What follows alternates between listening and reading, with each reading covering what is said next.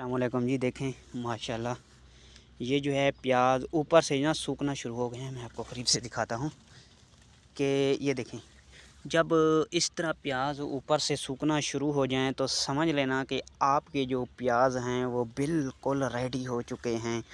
तो आपको जो है दिखाता हूँ, ये देखें, ये देखें और ये देखें और ये देखें जी, ये देखें माशाल्लाह बिल्कुल रेडी हो चुके हैं।